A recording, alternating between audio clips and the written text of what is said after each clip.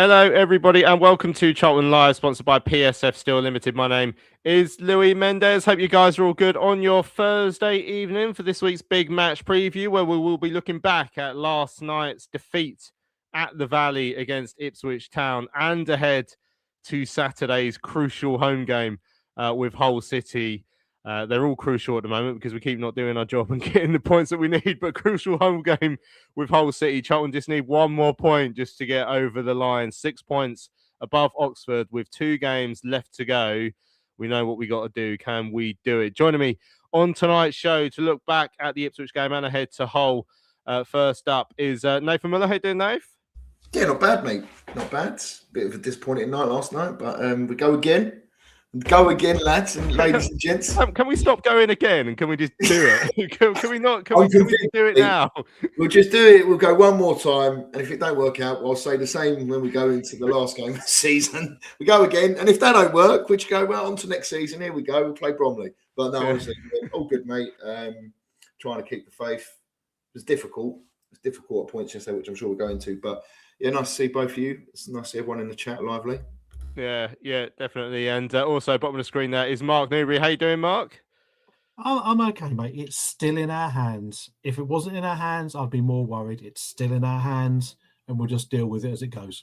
Yep. That's. I mean, it's in our hands currently, but I mean, we've done our best to drop it over the last few games, haven't we? So we'll look back at last night's game with Ipswich. We'll hear the goal shortly. We're going to hear from the Addicts boss Nathan Jones and from midfielder Conor Coventry. Then, of course, we'll look ahead to Saturday's home game with Hull. We've got Joe Collins from the Hull and Back pod, who's due to join us on the show this evening as we look ahead to that game against Hull City, where, just a point would keep us up. Or maybe we can just rely on Sheffield Wednesday to do us a little favour against Oxford later on in the day. 12:30 kickoff as well, so it's going to be interesting on Saturday because we will know before Oxford have played what we've done. So either we've relegated them and it's over, or we've given them a massive lifeline and they're like, right, let's put Sheffield Wednesday to the bed and take this to the end of the season. So yeah, pressurised weekend. I'm feeling the stress. I really, really, really can't deal with another week of this. So we need to get it done on Saturday, please. Now, if we didn't get it done last night against Ipswich, I should have said good evening to everyone in the chat as well, actually. There's those of you who are joining us there. Stephen's gone straight in on Danny Hilton. Says Danny Hilton being the set piece and first team coach, you're having a laugh. There lies in the problems, jobs for the boys. So Stephen thinks that Danny Hilton is playing a part in it at the moment. Yeah, who knows? Robert's pointing out the amount of injuries we picked up on last night as well. Worried about Saturday. I'm worried about that as well. But we'll see. Yeah, have your say on last night's game and ahead to Saturday. You can email the studio at charltonlive.co.uk. You can tweet us at Charlton Live, or you can do what everyone in the chat has done and put a live comment on the YouTube chat if you're watching it live. Nave, just before we hit the goals from last night, off to the perfect start, 1-0 up after 44 seconds. And actually, I really enjoyed the first half. I thought that there was a renewed energy to the side, 8 changes, sort of different. It felt same formation, but it felt like a different approach to the game in terms of the press and the pace and the energy, which, like I say, I enjoyed. But Ipswich got back into the game. We picked up these injuries, and then second half was much more of the same. We've seen a lot recently. We reverted, unfortunately, to the long ball stuff, probably, I think, because of who was left on the pitch. And we didn't muster a shot. And then we gave away a ridiculous penalty from Macaulay Gillespie. And then equally ridiculous penalty save attempt from Thomas Kaminski. And I've been walking around today thinking about how we're going to do this show. And I've been saying to myself, last time we did the show on Sunday, we were 6 points above the drop zone with 3 games left. We're now 6 points above the drop zone with 2 games left. And Oxford have wasted one of their more winnable games out of their 3. So arguably we're in a better position than we were. And on Tuesday night, everyone was buzzing, but we have lost a game we've expected to lose. But it's still in our hands. So why am I feeling like, as Mark has put in his little thing there, that I'm going to need a new mattress again soon? Well, I don't know. I don't want to spread any vicious rumours, Lou. But it was a bit of a bittersweet sort of night. I think before the game, I think every Charlton fan, realistic one anyway, could probably see how the game was going to pan out in terms of the 2 different styles, the dominance of Ipswich. I think that was evident. And I think said last night on Twitter, or X, whatever you call it nowadays, but I think that early goal was probably the worst thing that could have happened, because it just felt like, do you remember Brighton in that cup match where we just seemed to be like not getting out at all?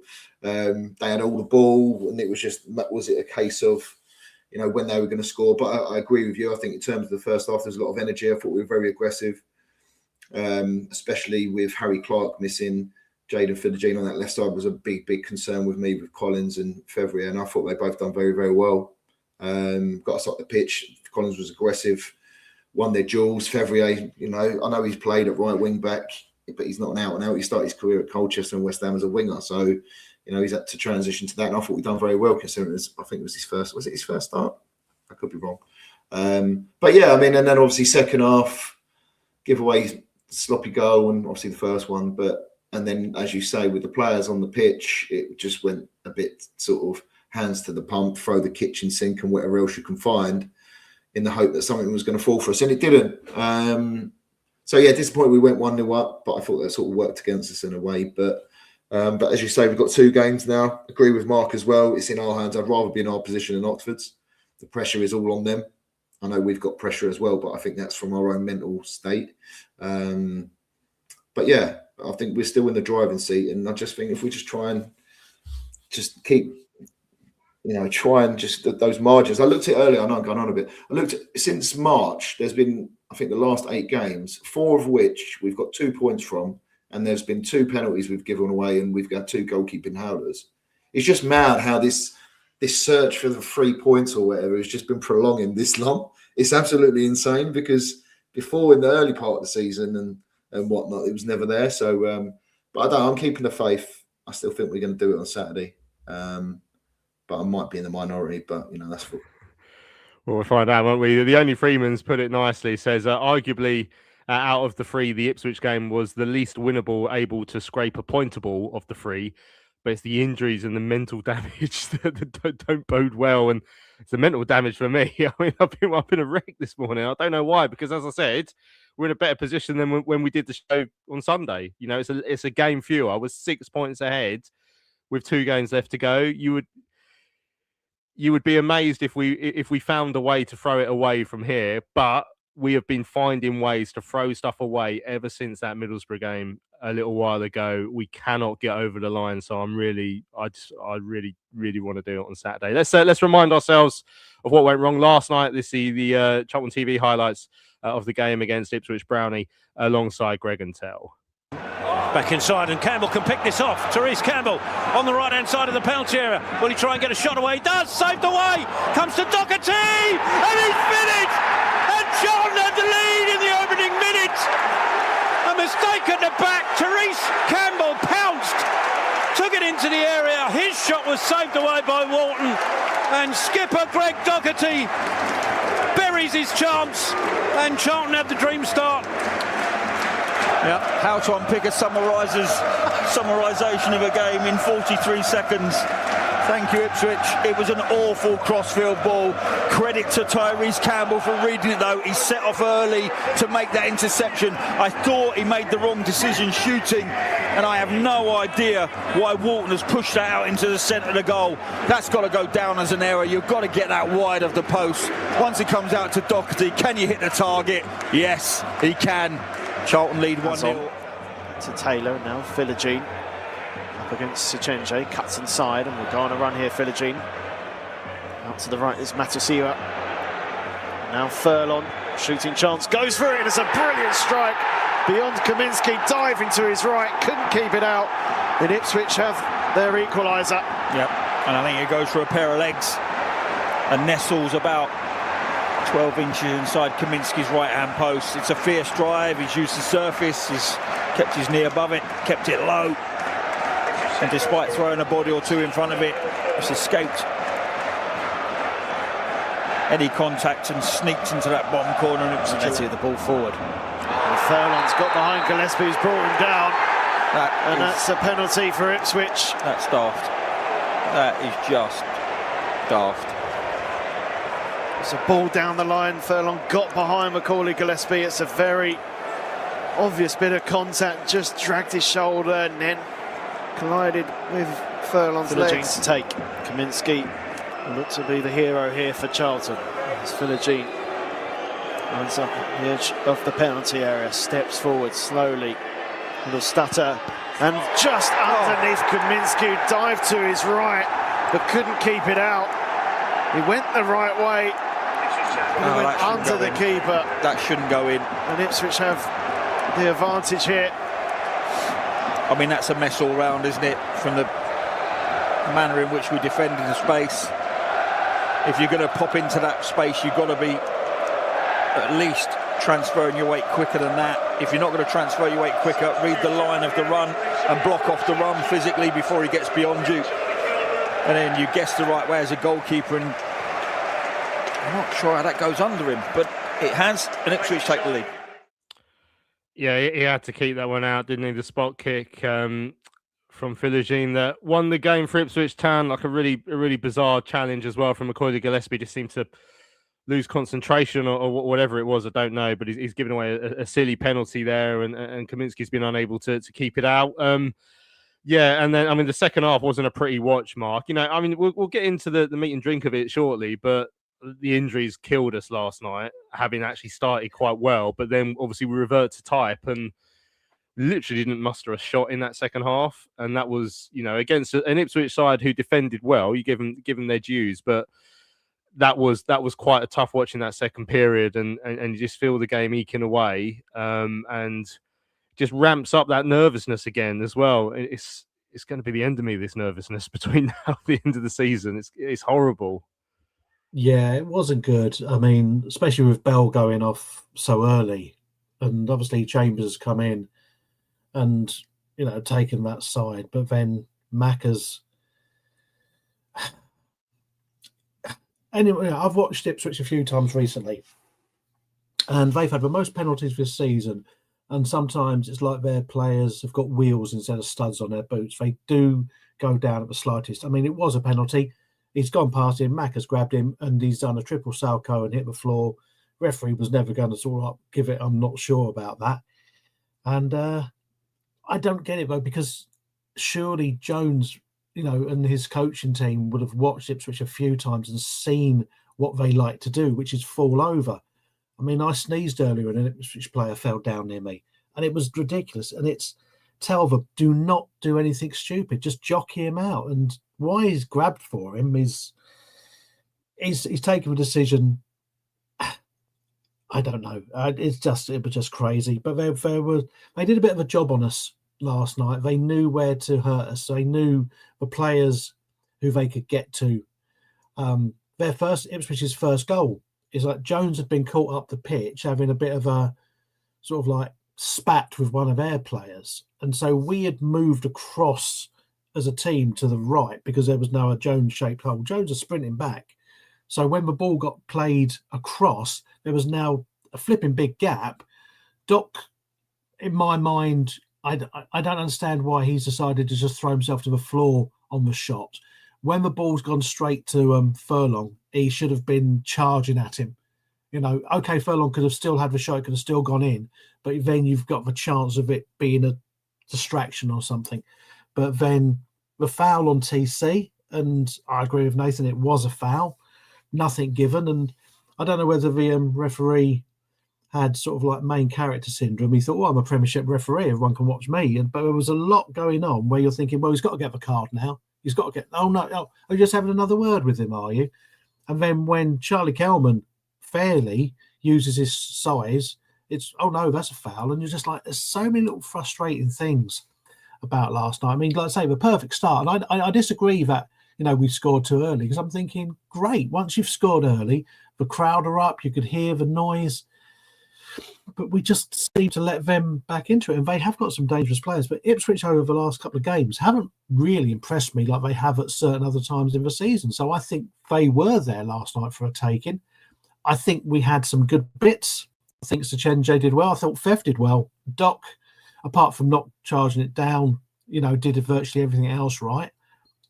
Coventry, I liked getting the ball, but there was just not enough going forward. And I think what sums it up is that the Dykes foul, where we kick off and he goes running forward, and like the guy's just got in his way, and Dykes had just pushed him out the way. Get out of my way. And they were screaming for reds. The guy was rolling around. I thought, any minute now, someone's going to come on and give him an Oscar for their guys. Oh, terrible. And he just like tantamount. But we just can't do that. So, but we just, for subs, we'll talk about the subs later, but that blew my mind as well. Yeah, I mean, there was so much to try and take away from yesterday, Nath. The sad thing is, like, genuinely, obviously, after the opening goal, I did think we had them, we had them nervous with the pace on the long ball. It was quite clear what sort of, it felt like we were pressing higher than we had done for a little while. There was lots more energy in the performance when we were, you can call it the transition and all that sort of stuff. When we got the ball, we hit it long to chase in behind, and that was causing them problems. The keeper came out at one point and missed it. They looked nervous. I think Mark's pointed out the Kelman one where, Bobby Madley made a right bloody dog's dinner of refereeing that game yesterday, but that was never a foul. Like, all these little moments, you're thinking, right, we're up here, and then they get back into it. I think Bell going off didn't help. TC going off, that was the perfect game for him yesterday. Obviously played a part in the opening goal. Him going off made a big difference as well. And then, like I say, the thing that's hard is in the second half, we've reverted to type of what we've seen at times recently, is that we sort of run out of ideas a little bit quickly, particularly when we are missing certain players. So Fev was being asked to do it all on his own in terms of driving and getting wide, it felt, yesterday. And in the second half, I mean, how many times did he have about 10 blokes on him every time he got the ball? Like, they really targeted him. And yeah, other than that, it's just long balls. And like I said, it came to no shots. Like, it was a really damaging sort of second half. The endeavour was there, but it was just like, we know what we're not good at. And then we see Matty Gordon coming on and limping around on one leg for 10 minutes. And that as well, that's what's sort of keeping people nervous coming up to the weekend. But if we'd been able to sort of go for 90 minutes the way we started, it could easily have been a very different story. They didn't look comfortable at switching that spell. No, I agree. Obviously, we went through a little bit of a different dynamic in terms of the forward line. Usually we go up, hold it up, try and play after second balls, where, as you were saying, this time we just went in over and above, which, as you say, TC and Kelman could do it, and it was a perfect game for him. And as you say, when TC comes off, we've said it all season, he's the only one real player with any raw pace. I know Fev's, can run a bit, and we've got other players with a bit of pace, but not as fast as TC. So when you lose that, your game changes. Then you can't really do that, the long ball over the top, because you ain't really going to get Gordon and Lyndon Dykes chasing on those balls after it. So change that. Fev's got a bit of pace, but again, he was getting doubled up. He was doing up and down the whole first half, second half, trying to double up on Philogene. So obviously he was going to tire. So then in the end, it looked like the only way that he was going to do it is try and get it in the mix and try and take the fine margins, which we didn't do. But it did revert to type a little bit. But I do think and that's not an excuse, but I do think the impact of the substitution did ruin the momentum a little bit. So as Mark said, Bell went off, which we know how Bell is composed on the ball, and TC is for there to see in terms of no real pace. But we've known that all season, really. We know that TC is that pacey player. But yeah, it was a bit disappointing. In the end, we had a little bit of a huff and a puff like we always do. But it's just that, as you said, can't fault the endeavour. It's just that bit of quality and mistakes are really costing us at the moment, which I said at the top of the show in terms of those 4 games. What was it? Bristol, Oxford's another one. I know it was a dubious pen. Sheffield Wednesday, and the other one where we dropped it. So it's just really frustrating, because obviously it's not like they're not trying. It's not like you usually see teams that are down there and they're not, that they try, they just throw it away. But it's just, we just need that little bit of luck, which we don't seem to be getting at the moment. But yeah, we just got to try and remain positive, mate. But yeah, I completely agree that I don't think Nathan had much choice, really. He tried to make positive subs, but without any real pace, I didn't really know what else he could have done. But that will then revert to, he built the squad, which is a fair point. Yeah, I mean, yeah, Mark's pointing out about this amount of individual mistakes at the moment, and we can't rely on the defensive solidity that we had earlier on in the season. I do ask Nathan, why is that creeping in now, which it has done in this past, 7-8 games now, isn't it? Chris pointing out, I think everyone was nervous when Bell was going at wing back, because that seems to be where he has to do more running and therefore he gets injured. And Chris saying that's a crazy decision. I mean, there was 8 changes yesterday. Some of them are going to be enforced. in terms of mixing things up. But I mean, Mark, you said you didn't understand the subs. I mean, is there any in particular that you didn't quite get your head around? So obviously, Bell went off quite early and was replaced by Chambers, who was then replaced again later on himself by Godden. Tyrese went off at half time, of course, as well, replaced by Lyndon Dykes. I mean, Nibs came on late on. Carey came on the hour mark for Kelman. Which ones sort of didn't sit right with you, and why? It's funny enough. I just didn't really see what Nibs was going to bring. I mean, he won one really good header, which Mr. Madley decided was a foul because the Ipswich guys grabbed his head. When you see it, it's a beautiful knock on. But it just seemed, I understand sort of like bringing Dykes on, for TC, but you're thinking, well, where's the supply going to come to him from? And that was just a bit strange. And I just, I mean, we had to make a decision. I'd have put, to be honest, I'd have left Dykes for the next lot of subs, and I'd have put Sonny Carey on and really flooded that midfield into a 5, I think, as opposed to, because you're asking Kelman to drop back or Dykes to drop back, and it's not really their sort of like game. But we were just getting so done in midfield. The ball was sort of like bypassing Rankins, Cancelo, Doc and Cov. They were trying, but it was just sort of like bypassing them. And I think, let's say, when Fev was moved to the other side as well, and let's say he was being marked out of it. And I just thought to myself, go to a 5 and then push Sonny up there. And then you've got the throw as well coming on as a weapon. So, but it's difficult to say because obviously with Godden as well, and he knew himself. I mean, you worry. I mean, but I don't think we'll see him in a Charlton shirt again now because I don't think he's not going to be fit enough for Saturday. And there's only the week after, and I think they'll just look at it and go, you know what, we can't have someone like that, which is a shame because I think what a fit Matty Godden brings.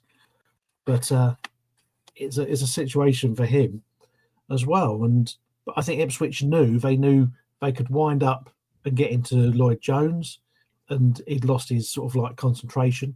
They could hit Matty Godden because they know what a danger he can be. They could hit TC, and it was a bit of a hitman job, I felt, by Ipswich, but we sort of like almost fell for it. So I'd have just flooded that midfield and said, right, let's really make it stodgy. And then if it ends up 1-1, it ends up 1-1. Yeah, Nick's saying we've been praising Sechenje, but really it's just his energy and aggression that separates him from the rest. I don't know why that standard isn't set across the board. I mean, that is one of the things that's confused me as to why, obviously, yesterday, the word I keep saying is energy, just energetic in that first half. And we saw so much of that early on in the season. And yeah, Collins is a big part of that. I think, TC and Kelman, I thought Kelman overall was quite ineffective yesterday, but the running, the ability to go in behind that we had yesterday did cause them some problems. He had that moment where really he should have gone across the keeper with that shot, or maybe pulled it back for someone, which I think Nathan Jones mentions in the interview, which we'll hear shortly. Dean saying he said he nearly spat my souffle out when Macca gave away that penalty. I mean, it was so silly. And I mean, Nate, we've spoken about Macca's part in it, but he's got to save that. He's got to save that. I mean, it's clear now. It's been clear for a while that goalkeeper is a problem position in our side. They've both got bits they're good at, but I feel like they've both made too many errors, probably. I think Mannion dropped the cross at Sheffield Wednesday, had the one, obviously, against Bristol City. There's been other sort of longer range shots that we've questioned. Obviously, Kaminsky's had his moments as well this season, for sure. You think about Stoke away shots that have crept in when maybe they shouldn't have. And that one yesterday was one of the most bizarre, because Philigine's penalty was absolutely crap as well. Like, for a player of his quality, he's probably going to be playing Premier League football next season. I feel like I could have slotted a better penalty than that. And Kaminsky could have thrown his hat on it, and he somehow dived over it. It looked bizarre. Yeah, it did look a bit bizarre. It's like he's jumped too high, but somehow the ball's gone under his body, but it's not on the ground. It's like gone underground and come back out again. I don't know. It's very weird, but yeah, I mean, it's a difficult one, really. As you say, both of them have not really, especially in certain recent weeks, none of them have really said, well, I've got the jersey back, so I'm going to go and keep it now. It looks like they don't want to play. I know that's not the case. I'm just being jovial, but I think, like you said, I think both of them have different attributes. I think if you merged them together and you had a Thomas Mannion or whatever, then it'd probably be quite a good goalie, or emerge with something. But I don't know. He's got to be about 12 foot tall as well. It could be handy. Yeah, long arms, a double length of arms. Do you know what I mean? That'll be a bit of a disadvantage for other teams. But I don't know. Maybe Henderson wants to go next, or get Dino out, or wants to shove Steve Brown in there. He might do a job. But no, it's disappointing. But yeah, I think as much as he should have saved it, I think that we probably need to keep him in goal now because he played with the back four a lot. I don't think we should start chopping and changing goalies every time they make a mistake as much as it was bad. But yeah, he has to do better. And I think he's not an idiot. He probably going home at night thinking, I should have done that. But then Macca give away a penalty like that, which was one of most Stonewall. And then to be fair, Sheffield Wednesday should have had one as well. So we got away with one on Saturday, but we didn't get away with one yesterday. But yes, it's like silly errors. And I think that's what's creeping, as you said earlier. Like before that, that beginning part of the season, we were solid. We had a solid foundation. We behind the ball, we were very strong, which we are at times now. Like not a lot of teams come through us. We defend the box very well, but it's that bit from where you defend the space, but then you've still got to get to the ball to stop the long range shots. That's what we're not doing. I don't know if it was a couple of years ago we was conceding. I think it was when Nathan first came in. We was always conceding goals where people would go down the byline and cut it back to the penalty spot, and people were just there to tap it in week out. So it's just those ones really, and just ironing those creases out for the last two games, got over the line, and then we could address that in the summer. Yeah, MS saying those individual mistakes I like to call unforced errors. The amount of times it's happened is ridiculous. We've given away too many dangerous attacking opportunities and been punished. That's a championship for you, and you get punished so much in this division. It's been a punishing season. Can we come out of it the other side? Right, let's hear what Nathan said after last night's game with Ipswich Town. Narrow defeat tonight. What did you make of it? Look, really frustrated, really. I thought the overall performance was good. I thought we were aggressive, we were front-footed, started brilliantly. We disjointed because of the injuries. There's some, losing Mamari caused us to reshuffle. Then we lost TC at half time. Then we made changes. We lost Gordon the first minute he came on, and all those things conspired against us. And then, we give a cheap foul away for the penalty. We can't do that. Like, you can't afford to do that to good teams because, as I said, they punch you. They've got good movement leading up to it. Pulling back, it's cheap. It's a cheap one, and that's what's costing us at the minute. We're in every game. Saturday we were comfortable, really comfortable, and then they put a ball in the box. We drop it, and we gift them. We take away 3 points from us, or 2 more points for us, and that's what's costing us at the minute. We need to do the basics better and to make sure we put in one big performance. It was after such a bright start as well. I thought we were really good. We were really aggressive, front-footed. Went after them. We had chances. We knew these are an unbelievable side. For the championship, with the squad, the players, everything they've got, people they're bringing off the bench. Look, we're nowhere near that yet. But the margins are so small today. Like, you know what I mean? And fair play to them. They defended their box late on. We went for it late on. But we can't gift goals. We are gifting goals at the minute. You look at Bristol City, people either score from outside the box or it's a gift. That's what happens to us at the minute. No one's carving us open and scoring brilliant goals against us. They're having to score from outside the box, or we gift them something. Errors at Bristol City that cost us the games. Errors Saturday. It's an error tonight. We can't keep doing that. What do you think that's crept in this part of the season? Look, I don't know. It could be nerves. It could be you don't know. And it's different personnel. It's not one person making that. It's a few. So I've tried to relax them, tried to get them and think. But we just need one more big performance. That's it. We're still in a really good position. We're 6 points clear with 2 games to go. We might not need anything, but I want to be able to do it ourselves so that we're not relying on anyone else. Thomas went the right way for the penalty as well. Just couldn't quite keep it out when it's quite near him. Just again, that's added frustration, really. You know what I mean? But we shouldn't give that away. You can't grab people in the box. It's cheap. It's lazy in terms of that. You can't do that. As I said, we defended really well all night. We put a body in the line. We defend really well. But these are a good side, and if you gift them opportunities, then they do what they do. How much do you think the injuries disrupted the rhythm, particularly TC going off at half-time, because the pace when the ball was going forward was causing problems? Well, look, we understand that these are one of the highest possession teams in the thing, so we were brave, we were bold, we leave two, we have counter, we caused them real problems. Calman, TC caused them real problems on the counter. We had opportunities. I said how we scored, we did that, we won it back, won it high, countered, shot across him. Then Calman had exactly the same opportunity to go across him, and we had people running. February had the opportunity to go. So those little things early on, we needed to be better as well, because if we scored from doing something, and then we stopped doing it, and then they score from outside the box, which they have the quality to do. And could we have defended it better? Probably. But it boils down to just again second half in those moments. They defended their box magnificently well second half, headed everything. Didn't allow us real clear cut chances, and then we've gifted them one really. There you go. That's Nathan speaking to me after yesterday's 2-1 defeat against Ipswich Town. Nath,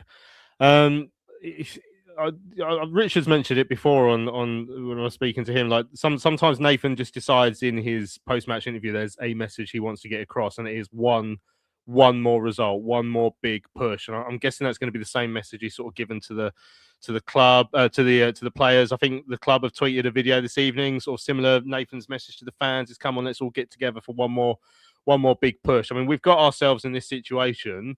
It is one more point that we need to do. Like, there's the disappointment of the last 7 weeks has been profound for everyone, and it's really tainted this season for a lot of people, I think, as well, because after Middlesbrough, we're thinking, right, that's got to be it now. Let's get to the end of the season and see where we are. But we've got ourselves in this mess. Let's just try and come out the other side of it, and it's got to start. It's got to start Saturday. The fans have been great this season, and it's just one more push now for this home game on Saturday. Try and put the last 7 weeks behind us, because it's been horrible.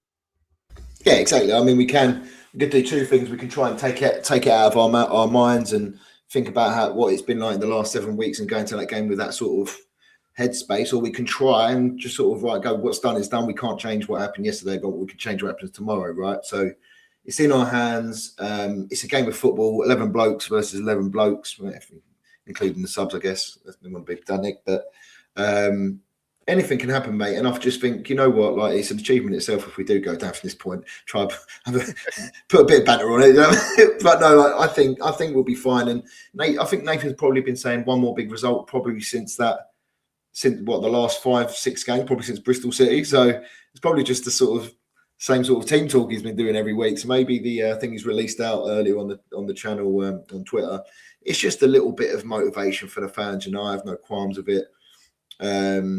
Anything that can do, and I just think once we get over that line, it'd be a big relief. But and the favourite, I can't remember who the manager is. I don't know if it was Graham Taylor, but these players got us in this mess in terms of our form, so it's up to them to get us out of it. And I think they will. Just need that. I just think we need a little bit of slice of luck. When Piercy was here, and we won games when it was coming off his backside and all that. We need to say like that. And I think we'll get there, and then it'll be a massive sigh of relief, and then we're going to Swansea game all chilled, and then have a lovely summer and watch England win the World Cup. Yeah, that'd be nice. Yeah, well, let's get dreaming. It's funny that they always say, like, you make your own luck, don't you? But that Piercy one that went in off his bum was when we were going for the playoffs, wasn't it? So it's when you're a good side, you get luck, don't you? When you're down near the bottom, you don't, and that's what it seems like. We had an email coming from Stuart. Said overall I thought the team played well, but it was more individual errors. He said, I'm going to jump straight into it. I think this might be unpopular, but I think Lyndon Dykes might be a big part of our problem over the last few months. I don't have anything against him. Appreciate his hard work. However, when he plays, we always revert to type, long balls, hit and hope. The number of shots we had in the second half last night summed up the second half of our season, and Dykes has played near enough every game since January. Compare that to when we had Kelman and TC up top last night. The whole team was pressing from the front. It was fluid and dynamic. Crucially, we looked to threat. This is the style we played in the first half of the season. It was effective. I know we had some bad games, but now we've become too predictable. I appreciate it may have been the injury that brought TC off for Dykes in the second half, and I understand it's silly to think we'll change tactics this late in the season, as I've mentioned before. That being said, I hope we have a similar side. He started yesterday's game against Hull. We just need 1 point I believe in the team that we can do it. We're all just desperate for Championship football again next season. That's how I feel. I mean, it's in terms of I'm desperate. Do you agree with the Dyke stuff? I mean, when he's on the pitch, particularly yesterday, Mark. I mean, it was notable that when TC wasn't on the pitch, we were unable to do that pressing game and going in behind, and it was the long ball and it wasn't working yesterday because we didn't even have a shot off target yesterday. We had in the second half, we had 0 shots in the second half.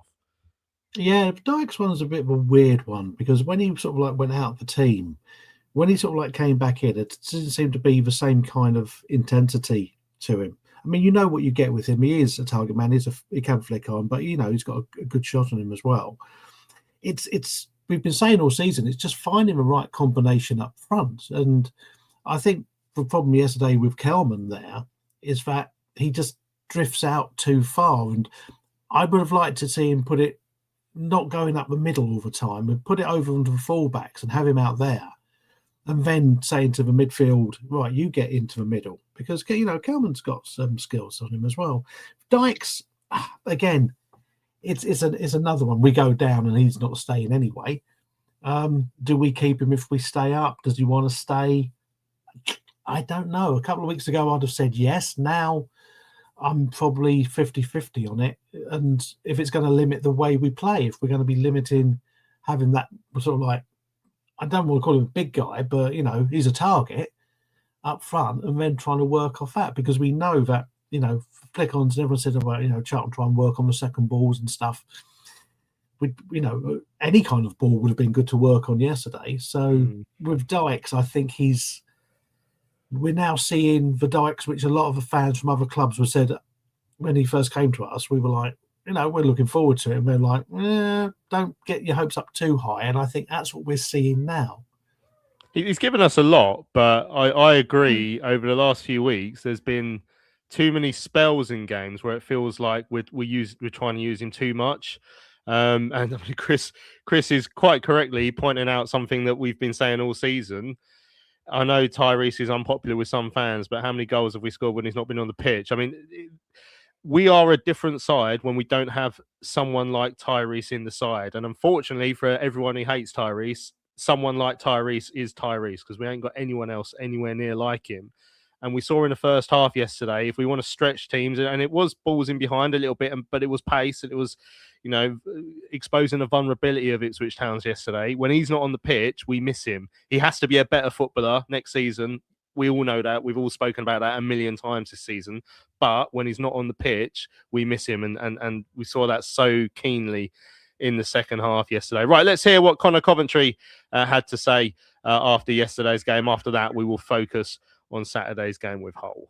Narrow defeat tonight. How did you see it?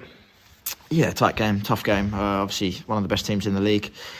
Obviously, we got off to a great start. I think when you play a team like that, they're going to have a lot of the ball, and I think we kind of limited them to not too many clear-cut chances, but obviously a couple of bits of quality win them the game. And I think it's a spirited performance, and obviously we just need a result. But yes, it's encouraging going into Saturday, a performance like that, and we've got to take that momentum of the performance and bring it on Saturday. Yeah, particularly the first half. I mean, did you feel like the injuries to Amari and to TC in that first period made a big difference to that second half? Yeah, of course. I mean, they're two really important players for us, but we've got a great squad, and obviously we trust whoever comes on as well. So, of course, it throws the game plan out a little bit. Obviously, you can see probably was trying to counter a lot with TC and Chaz. So it's frustrating. Hopefully they're okay, and obviously we want them with us for the last push. Yeah, the first part of that game in particular, you saw that Charlton really up for it, really pushing Ipswich back and causing them some problems as well. 100%. I think we come out with the right mindset. The fans are backing us obviously from the start, and the atmosphere was good. And yeah, I think that's us. That's us on, you know, even when we don't have the ball, being aggressive, trying to get in behind teams, stretch teams, and just being really difficult to play against. So yeah, it's encouraging. How frustrating was that second half? I think for all the endeavour, didn't really create that big chance to get that leveller. Yeah, I think obviously attacking sort of that end, we've scored so many goals in, just felt like a chance would fall to us, and obviously it didn't really come. But I think it's just a few times the ball just lands, you know, just slightly the wrong side or a couple of yards away from where you want it to. But yeah, obviously we just need, that endeavour was there, like you said, but we just need to add that bit of quality and that bit of know-how as well. What's the feeling in the dressing room? Obviously, we've been in this situation now for quite a while. We just need a couple more points, but haven't been able to find them yet. Yeah, I think everyone's a bit obviously gutted after that, but we all know that we're under no illusions what we need, and we know Saturday, we can talk whatever and say whatever we want here in the media and the change room. We just know we need a performance, we need a result, and we're ready for it. For yourself, you're back in the side again today. How did that feel? Yeah, enjoyed it. Thought it was a good game. I like playing in games like that. It's a real good challenge, so I enjoyed it. There's been a lot of sort of rotation in that midfield area at the moment. What's sort of been the messaging from Nathan to you guys in the middle of the park? Just keep going, try and get results. It's nothing really. Obviously, he's tried different things, and we've had different combinations in there, and we've got a lot of competitive players who are obviously all good and can wear the shirt. So, how have you found being back in the Championship this season? Good. No, I've enjoyed it. I think obviously we always knew it was going to be tough. We had a flying start, and it's probably been a bit tougher, later over Christmas and later on into the year. But really enjoyed the challenge. I think you play at some great grounds against some great teams, and it's something that we're all really enjoying, and obviously are dying to continue. And obviously looking ahead to Hull on Saturday, I mean, I think everyone is at that stage now where they'd like to get it done and don't have to worry about the final day. 100%, of course. I mean, yeah, we'd like to get it done a few weeks ago, but we know it's in our hands, and I think if you offered us it in our hands come this stage of the season, everyone probably would have took it. So we, like I said, we know what we need, and we're ready to produce it. PSF Steel Limited is a trade supplier of steel fabrication and erection services to the new build, construction and refurbishment market in southern England. With their unrivaled depth of experience, they excel at providing their customers with high quality and cost-effective steel fabrication solutions. Their customers include national and regional house builders, such as Barratt Homes, Bellway Homes, the Vistry Group and Taylor Wimpey. They pride themselves on their service-based ethos and commitment to customer service excellence, which includes full technical backup and on-site services and support. If you would like more information, go to www.psfsteel.co.uk. That's www.psfsteel.co.uk. Hello fellow addicts, I'm so excited to tell you all about our micropub, the River Ale House. The River Ale House is based in East Greenwich. It has 6 Pub of the Year awards, an ever-changing selection of amazing beer. It's owned by Charlton fans, walkable to the ground in just 20 minutes with buses that go direct to the Valley too. If your matchday routine includes a drink with your friends, you must join your fellow addicts in the River. See you soon. Right, welcome back to Charlton Live. This is the big match preview. Almost time to turn our attention to Hull City on Saturday. But just a reminder, before the game against Hull, it's the annual Charlton Upbeats Walk. All three of us on the screen currently are going to be taking part of it, as well as a couple of the other Charlton Live members. So make sure that you donate to the Walk page. If you're watching on YouTube, there's a QR code in the top left-hand corner of the screen at the moment, or you can just look in the chat below in the video description. There's a link in there as well, just to, we all know about the Upbeats and the excellent work the Community Trust do with that. So if you can donate to keep that program going, keep the lads playing football, you're representing Charlton, the most important thing, then please feel free to do so. Right, Saturday, early kickoff against Hull City at the Valley. Delighted to say that we're joined by Joe from the Whole and Back podcast. Good to see you, Joe. How are you feeling ahead of the end of the season? Well, first things first, thank you for having me, guys. It's great to see you all. We're making it difficult for ourselves in the most typical Hull City way possible, but I've still got faith.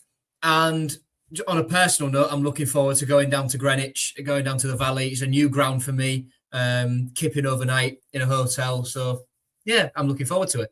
Lovely stuff. Well, yeah, hopefully you'll enjoy your night in Greenwich more than you enjoyed a game on Saturday. So I mean, you've had a similar sort of little run to us at the end of the season. I've been in a very good position in the playoff places, but now you've just dropped out after that draw with Leicester the other day. That obviously relegated them. If you can stop relegating people, please, as soon as possible. But you're outside. Yeah, you're outside the top 6 on goal difference, just behind Wrexham. Obviously, is winless in 5 as I put down the bottom there. I was going to say what's gone wrong, but I mean, really, it's what's gone so well this season, because you were down there with us. I think it has turned the sides that people weren't expected to do well, and you're massively overreaching in terms of expectations, but also you sort of set your own expectations as the season goes on. And when you've been in the playoff places for so long, and now you have this little wobble, I suspect that's been quite disappointing over the last few weeks. You're exactly right. We were like, the summer was just carnage, and I expected not an awful lot, but we've done really, really well this year. We've rode our luck at times. At times we've punched above our weight, but what we've got is a group of players and a manager who really, really like love playing with each other, and it shows. I just think now we're the best we've been fitness-wise all season. This is like the point of the season where we have the most players fit we've had all campaign long. But I just think we're starting to run out of steam a little bit. We've got 1 win in 7, something like that, and that was against Sheffield Wednesday. So does it really count?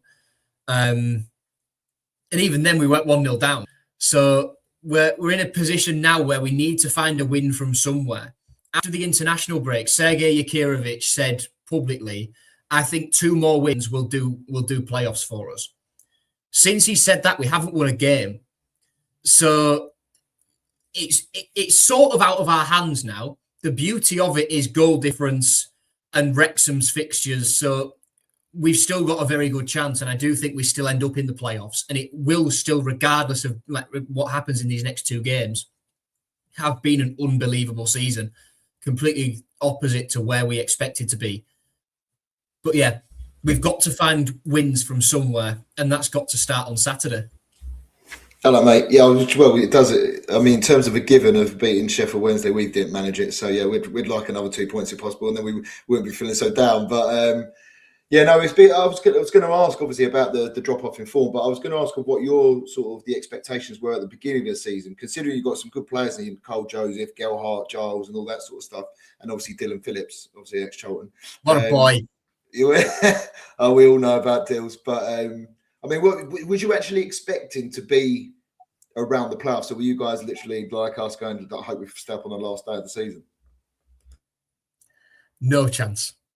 No chance are we going to be anywhere near the playoffs in pre-season. I was away for our podcast predictions episode. I was in a bar in Turkey somewhere with my family on holiday, but I sent my predictions in for the guys to talk through and mull over as they were doing everyone else's. And I said we'd finish 22nd. And I am so very, very glad that I'm wrong.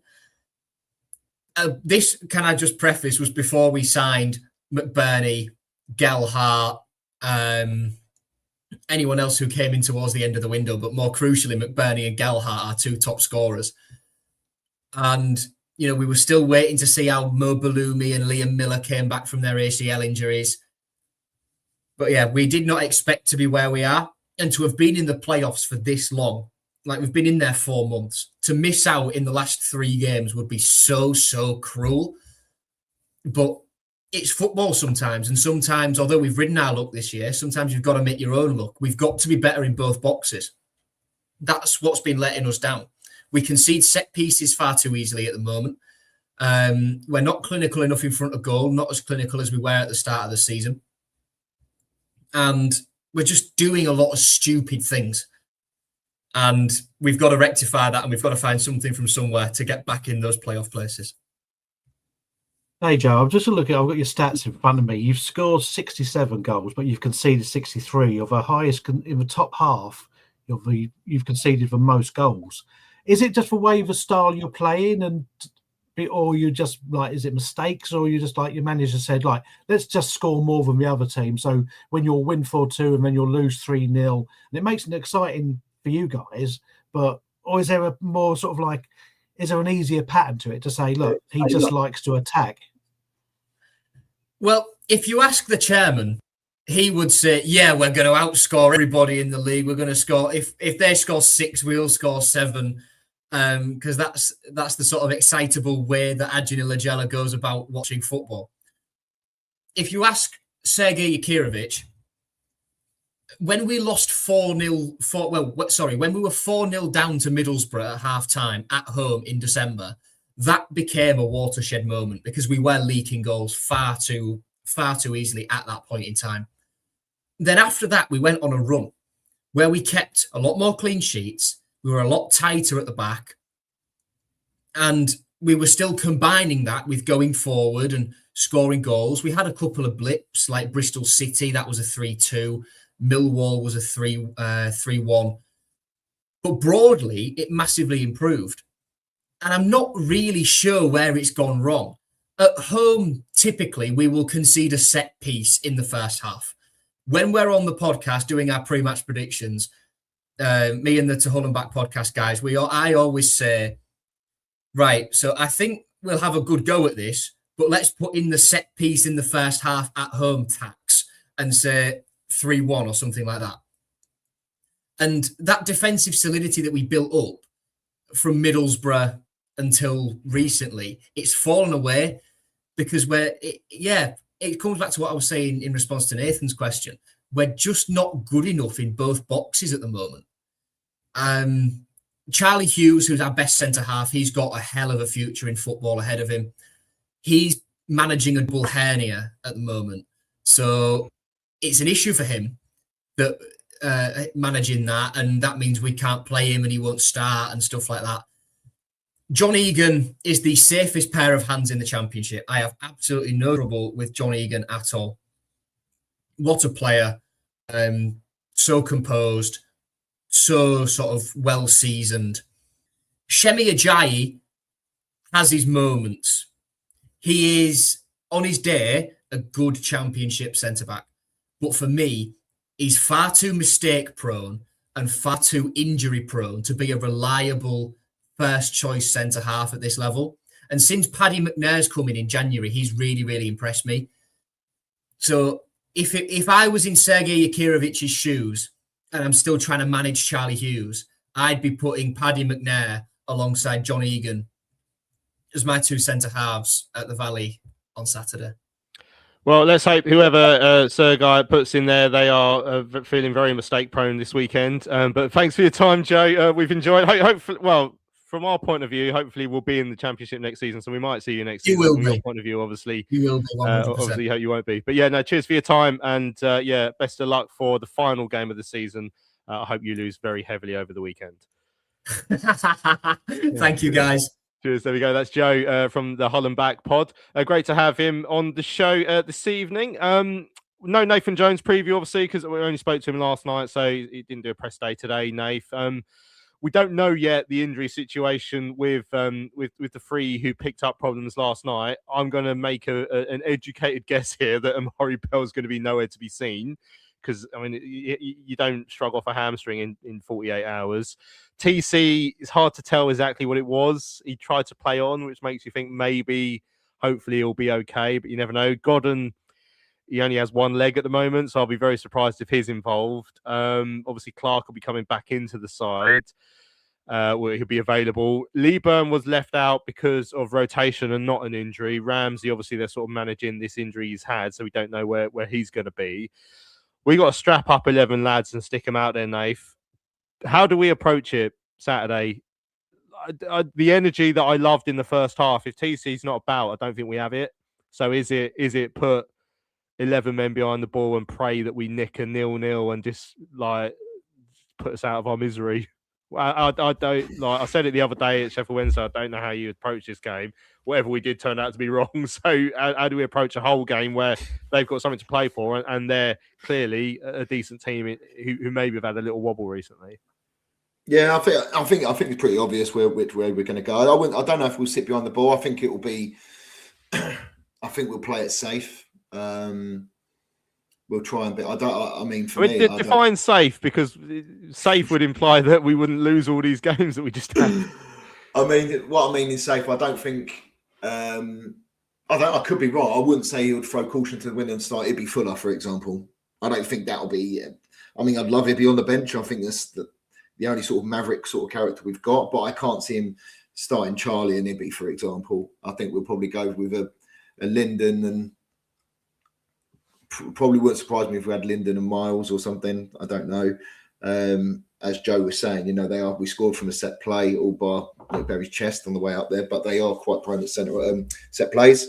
The Danny Hilton, I know that they'll probably play on it. I think it'll be quite cagey because they're going to want to have to go for the win, but at the same time, they ain't going to want to leave too much space open. But without TC, they can go on the halfway line and go, well, enjoy that Lyndon Dykes running those channels. You'll be off after 10 minutes like Amari Bell was. But I can only see us setting up with a fire. Harry will come back in, Chamber at left back. Don't know if Macca will start. I don't know. That'd be an interesting one. But I think he has to start February, because I think otherwise you have zero pace. So I reckon it'll probably be quite an edgy game. And I think it'll one goal will win it, and hopefully that'll be us. Collins header in the last minute would be lovely. I was just looking up actually, so loosely related to this. So Wrexham are the side currently sitting inside the playoffs on the same points as Hull City. But Wrexham's last 2 games, away to Coventry and then at home to Middlesbrough. So they've got a nasty little run in Wrexham. So maybe there's a world where a point against us isn't the worst result for Hull. So maybe they protect something, or I am clutching at as many straws as possible. It's quite notable that all of my concentration, or a lot of it, has been on teams that we aren't playing and the other games that we aren't involved in where we can't mess it up, Mark. But I mean, Nathan's already used your favourite line of playing Ibby Fuller this weekend, but I mean, is there anything you'd like to change? Do you maybe go around with a goalkeeper again? No. The one thing I would change, and I would put Collins on the left of Lloyd. I know he's a right footer, and I know he's predominantly that side, and then I would put Cody over Burke on the other side, and then Clark in, because McBurney is a big, ugly handful, and I think that's the kind of game which Lloyd normally loves. But he's good. He can get himself sent off. He has got a bit of a hair trigger, so you can needle him like that. But I think I don't want to see Macca on the left-hand side of Lloyd, because who plays there then? I play Collins. I play Chambers, Collins, Lloyd, Cody, Clark on a 5. On that, has Cody got enough pace to play the right centre back role? I'm really not sure, and I'm really not sure that Collins on the wrong side as well. You've got Clark that side. It's you're not going to put in someone like Keenan Goff, but he's young and quick. It's whether you're going to need that pace. I mean, I watched the Leicester game, and Leicester should have won that. It's an atrocious finishing, and Hull gave up a lot of chances, and it was only really atrocious finishing, which meant Leicester actually went down. It's fed up front. I think he'll go Miles and Dykes up front. Whether TC is on the bench for the second half, whether he's going to protect him from that, if he has to go, he has gone off because of his ankle. Whether he's going to be fit enough to do a training session and go straight into a 12:30 kickoff, it's a tough one. Midfield, I wouldn't go much further than the JRC, Dock and Coventry midfield, but as much as, again, I agree with Nath, and yes, it would be the Ibby factor on the bench to do something, but I know it's a weird to swap defenders around like that, but it's just, I really don't want to see Macca on that side, because he's just a liability. Josh agrees with you. So Gillespie's simply not good enough. He doesn't have the pace either.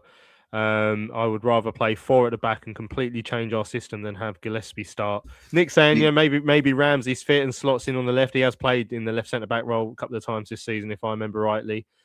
Remember, you've got Liam Miller on that left hand side, which we know who's rapid. So I think, as much as I know what Mark's saying about putting Gillespie in there, I can't see Liam Miller against Cody or Gillespie is actually quite concerning.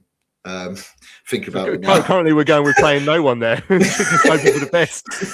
Maybe we do set up 11 behind the ball, but you know what? Like, I just think whoever we pick, we ain't got blessed with pace in the back either. So if Mark could be right and Cody could play there, and we just have to play a lower block, but I don't know. I just think Collins. I think we probably will end up seeing Macca there in the left centre half. I just don't know who else can go there. It's the square pegs and round hole debate now, isn't it? Like, unless Ramsey's magically fit again, then if Ramsey's fit, then Collins could go out of the left, and then Ramsey's. But I think for him to have a hammy, for him to come back in a week is quite. It must have only been like a sort of precaution, I guess. Yeah. But I guess we'll see. Right. Well, on this really positive note, let's end with someone who's a bit more positive than we are. Mark said, final thoughts, we are staying up. We can do this, lads. Yeah, lovely stuff. Although Fergie's ruined it by pointing out it's 17 home games since we scored more than once, which is also true, unfortunately. The only Freeman saying, do you think if I keep saying it's fine, then it will be all right? It's fine, right? It's fine. Well, that's certainly what Nathan Muller has been doing this evening. So hopefully it will work. Right, let's get out of here. You all will be delighted to hear that I'm going out to the pub now after the show, which might be just the tonic I need right now. See an old friend who's back over from Canada, so maybe that's what I've needed. But thanks for everyone who's joined us on the show this evening. Hope you've enjoyed it. One more push for the lads, Saturday 12:30. Let's get as many people in the ground as well as possible. By the way, let's really get on board and do what we've been doing all season, but just one more time. Last home game of the campaign.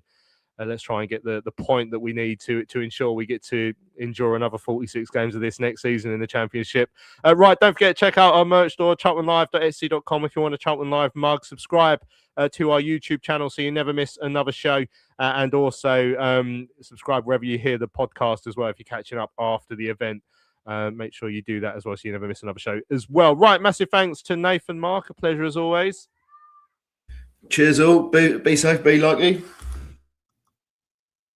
There we go. Mark's forgotten how to press the button on his phone, on his thing there to say goodbye. But that's sort of mistakes are creeping into us near the end of the season as well. There we go. Lovely. Right, I'm Louis Mendes. This has been Charlton Live, sponsored by PSF Steel Limited. One final push at home. Come on, lads. Let's get this over the line for God's sake. We'll see you later. Charlton Live.